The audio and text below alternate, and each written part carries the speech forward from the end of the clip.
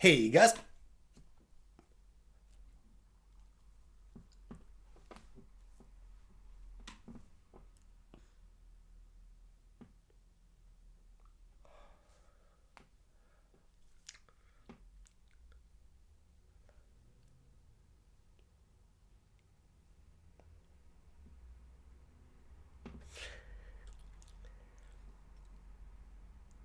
It's a mixed bag.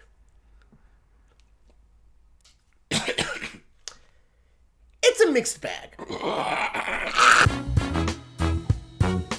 Hey guys, I'm Jax, and this is my spoiler-free review for the new horror film, A Quiet Place: Origins. So, Day 1 is an origin story set in the Quiet Place universe, which is probably one of the most depressing, horrifying, and to live in it would simply just be so boring apocalypses. It's just such a dour, miserably sad place to exist, and it makes me sad. I just can't imagine being forced to shut up. There are some bad apocalypses, one might say.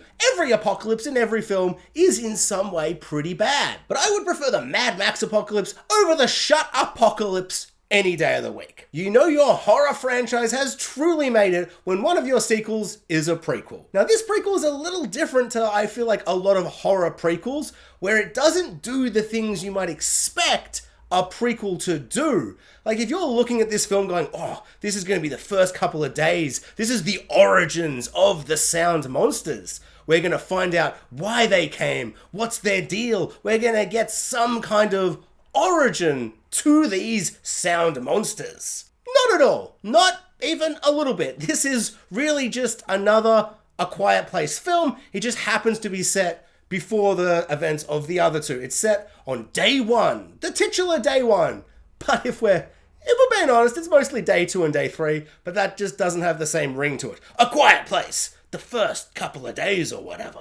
And so I do think for some people who are maybe wanting a bit of a kind of an origin for these monsters, for this universe, for why this all takes place, you might be a little bit disappointed. But if you're someone who doesn't want the monsters to be explained, doesn't want the universe to be over kind of analyzed in its lore and mythology, and you want to kind of keep it as vague as it has been, you will be very, very surprised and happy with how this prequel doesn't do the classic prequel things. It is really just a new story with a new cast, mostly. So Day 1 centers around Lupita Nyong'o. So I apologize if I'm saying that name wrong, which I know I am. And her co-stars are Eddie from Stranger Things, but he doesn't have the long hair, which is, I don't know, it took me a second to get used to that. I'm like, I like his long hair. I knew it was a wig. Well, I didn't know. Well, now I know. But it took me a moment to like get over that.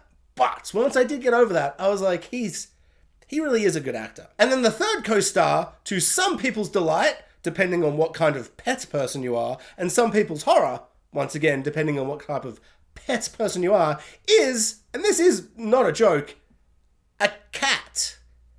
The third lead in this film is a cat. And this is going to be a spoiler-free review, but just for people who like need to know these things, the last 20 seconds of this film, I will confirm to you whether or not this cat survives, because I think some people will need to know that information before stepping into this film. Because I kid you not, most of the scenes of tension and scares and, you know, the spooky set pieces and whatnot, they mostly involve the cat. This cat gets up to a lot in this film. In a lot of ways, the cat's the second main character. And if I told you that the two main characters actually only meet because of the cat, you would be like, what? Is this cat like a real character? It's a real character. At one point, there's like a close-up of the cat in like this big emotional moment. And I literally was like, wow. CGI cat animation for the face has come a long way since Cats and Dogs. But I don't think they CGI'd it. At least if they did, it's sensational. If they didn't, they just found like the best cat actor cat I've ever seen. It's like the Leonardo DiCaprio of cats. More like the Leonardo DiCaprio. I hate myself, I'm sorry. So, what did I think of this film? Mixed. I found this to be a bit of a mixed bag, if I'm being completely honest. The things that work, really work. But the things that I had issues with, I feel like kind of derailed the entire film and kind of ruined any sense of dramatic tension, and I just had so many questions about so many things that I feel like are integral to just the basic premise of this universe. But before I start nitpicking and talking about why I don't think this universe makes any sense, or at least the directors aren't aware of like what sounds make certain sounds, I'm going to talk about the positives, because they are really positive. Lupita Nyong'o, once again, I'm sorry if I'm saying her name wrong, is sensational. Oh my lord, she is so good in this movie. This film is a true testament to the idea of show, don't tell, or more specifically, act, don't speak. That's nothing. What I'm trying to say is, if you want to see actors act with their eyeballs and barely say any lines of dialogue for an entire film, just like A Quiet Place 1 and 2, this film's for you. Oh my lord, do these actors act with their eyeballs. So much emotion, they convey so much, they say so much with so little. It's exceptional. She is easily the highlight. We focus on her. The film follows her arc, her journey throughout this film. We come to her at a really interesting place for a lead in this type of horror apocalypse type of movie. We open with her and she has terminal cancer and she's struggling to find a reason to live. And so then when the apocalypse comes, it's kind of this journey, this arc of her kind of finding this one last thing, this one last kind of act of survival, this struggle to have one last reason to live. And I won't say anything more than that, but it's really powerful, it's really emotional. She carries the whole film. She's very, very, very good. And there are a couple of moments right towards the end where it kind of clarifies a few things. Because at one point she's like, this is my goal for the film. And I was like, that sounds like a slapstick comedy version of this apocalypse. But then when you start to realize why and how it ties to her past and it ties to her family, it all comes together, and then there's this really interesting kind of use of sound and this horrifying, awful universe that exists now where sound is essentially gone. And it just all really, really worked for me. So the acting is great, the sets and the visuals, New York City in this post-apocalyptic landscape, all of that is done beautifully. The cinematography, the sets, the visuals, all of that. So much of this film works. The soundscape, of course, for a film with monsters that attack you if you're making sound, the soundscape is very important. The sound design, all of that, really, really top notch. It's all great stuff. And so the big issue for me is the monsters. More specifically, the mechanics of these sound monsters. The logic and the consistency of these sound monsters and how they react to sounds and attack you if you make a sound, or they hear a sound and they go and attack that sound, it's all over the place for me. I found it to be wildly inconsistent, infuriating, baffling.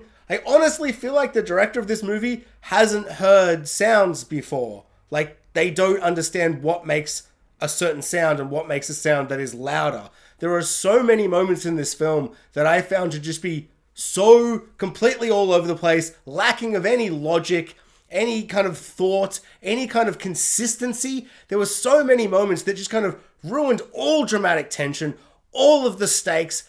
All of it was just completely lost in any scene of scares or spooks, any moment that there was meant to be tension and there was meant to be a big set piece with the monsters chasing or hunting or running about. It all just fell so flat because I don't think there's any logic to these sound monsters and there's no consistency to these sound monsters. And it just ruins the whole film for me. And whilst to a certain extent, I guess maybe I'm just kind of nitpicking and I should just kind of turn my brain off and just accept that, like, when the film says that that sound is a big loud sound, I just have to go, well, that was a big loud sound because they turned it up in the editing room. They're like, that sound will be loud now and these other sounds not as loud. And at certain points people will be doing things like, and I live in the world so I know what that sound sounds like, and it would make a sound. And it would make a sound that would attract the monsters due to the logic of a previous scene. But this time, it won't attract the monsters because, like, they don't want the monsters to be here for this scene. And it's stuff like that where it's all over the place, and I just found it to be shockingly frustrating. I guess you just gotta turn your brain off and accept that kind of film logic. But the film is so self-serious. It's so dour and depressing. There's no joy or fun to be had in this movie. And because of the nature of the movie, with there being no sound most of the time, it's so quiet and slow So I found myself just continually thinking about how inconsistent this all is, and just the logic is just non-existent, because it's just so quiet and slow that my mind just kept like thinking about those things. And I also think if the scenes, the set pieces with the monsters and the spooks and the scares were like good and effective and new and interesting, I wouldn't think about these things. Like any kind of movie, if the movie's great, all of these little silly nitpicks kind of disappear and you just go, oh, I don't care because that was a great scene. Whereas all of the big kind of spooky, scary horror set pieces, I found to be kind of derivative, kind of uninteresting, kind of uninspired. Like at times there was a bit of tension, but not overly. I felt like this didn't do anything the other films didn't do better. This didn't do anything to make me go, oh wow. This universe of don't make a sound, you make a sound, the monster gets you. This is an endless mine to be whelmed. It really did make me go like, that was a good, novel, unique, creative, kind of one-of-a-kind film ideas, that first film. And now we're in the third one, I'm like, yeah, I get it, don't make a sound. Tiptoeing around, oh, we step on something, oh, it made a sound, even though you're like, would that be a big enough sound? And then sometimes there's a really big sound and you're like, why didn't that call the monster? And sure, maybe I'm overthinking about it. Or maybe the directors weren't thinking about it enough. Also, one other huge issue I have, the monsters like hear a sound. Like just say you're walking like 200 meters away and you're walking quietly, you're not making a sound, you're tiptoeing about, and then you kick like a can on the ground and it goes rattle, rattle, rattle, and they're like, oh, it's a big sound, and the monsters all start charging towards you and you're running away. As the monsters charge and chase you, every monster is just smashing and crashing and just destroying everything in their path.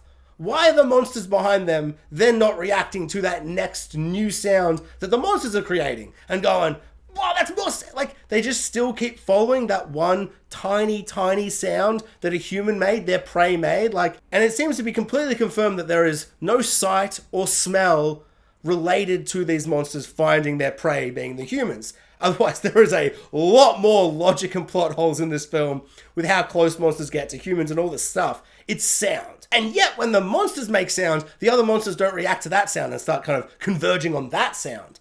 I don't know, it just feels like they're really, really, really kind of specific and they just choose what sounds the monsters follow for plot reasons, not for logic reasons in the universe.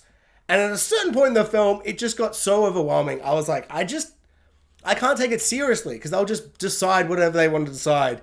Logic or reason be damned. And the premise of this is so simple, I feel like it should be more effective. Yet in this one, unlike the other two, it kind of felt like a gimmick. A gimmick they didn't understand and they didn't really care to understand. And it kind of ruined a lot of the film for me because so much dramatic tension and weight in the scenes and the set pieces of horror with the monsters. I was just like, kept thinking like, this is all just kind of a bit dumb and silly.